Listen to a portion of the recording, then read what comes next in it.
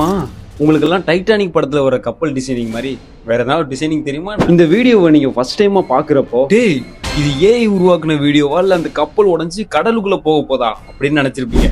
ஆனா அங்கதான் ட்விஸ்டே இருக்கு. இது ஒன்றும் ஃபேக்கான வீடியோ கிடையாது, இது ஒரு உண்மையான கப்பல். இந்த கப்பலை பத்தி நான் ஃபுல் டீட்டெயில் சொல்ல போறேன். அதுக்கு முன்னாடி என்னோட பேஜை மட்டும் ஒரு ஃபாலோ மட்டும் பண்ணிக்கோ. ஆனா இந்த ஒரு கப்பல் சாதாரண கப்பல் கிடையாது. இந்த கப்பலோட பேரு ஸ்பிளிட் ஹாப்பர் ஸ்பேஸ். இந்த கப்பலை பாக்குறப்போ ரெண்டு பக்கமா பிரிஞ்சு ஏதோ கடலுக்குள்ள உடஞ்சு விழுக போற மாதிரி தான் தெரியும். கப்பல் கடலுக்கு நடுவுல போனதுக்கு அப்புறம் அதுல இருக்க ஆயிரக்கணக்கான மண்ணு கல்லு ஒரு சில செடிமெண்ட் எல்லாமே கடலுக்கு கீழே கொட்டப்படுறதா சொல்றாங்க. முதல்ல இதை பாக்குறவங்களுக்கு ஆடா பாவீங்களா, கப்பலை உடைச்சாடா கடலுக்குள்ள போடுறீங்க அப்படின்னு சொல்லிட்டு தோணும். ரியாலிட்டி அந்த கப்பலை உடைக்கிறது கிடையாது, அந்த கப்பலை அப்படி டிசைன் பண்ணிருக்காங்க அவங்களே. அந்த கப்பலோட நடுவில் உள்ள டோர் திறந்ததுக்கு அப்புறம் அதுல உள்ள கல் மண் ஆயிரக்கணக்கான செடிமெண்ட் எல்லாமே அது கடலுக்குள்ள கொட்டப்படுது. சிம்பிளா சொல்லணும் அப்படின்னா நம்மளோட வீட்டுல டஸ்ட்பினை திறந்து குப்பையை கொட்டுறோம் இல்லையா, அதே கான்செப்ட் தான். ஆனா இங்க டஸ்ட்பினுக்கு பதிலாக ஒரு பெரிய ஷிப் இருக்கு, அவ்வளவுதான். இந்த மாதிரி கப்பல்லாம் பொதுவா ட்ரக்கிங் வேலைகள்ல பயன்படுத்தப்படும். அதாவது கடலுக்குள்ள அப்படி இல்லைன்னா துறைமுகங்கள்ல தேவையில்லாம ஒரு சில கல்லு மண்ணு செடிமண்டி எல்லாமே சேர்ந்துருக்கும் இல்லையா, இந்த மாதிரி மெட்டீரியல்லாம் எடுத்து அந்த கப்பல்ல ஏத்துவாங்களாம். அதுக்கப்புறம் அந்த ஒரு மெட்டீரியலை வேற ஒரு இடத்துக்கு போயிட்டு அந்த ஒரு கப்பல் டம்ப் பண்ணுவோம். கப்பலையே நடுவுல ஓபன் பண்ணானுங்கன்னா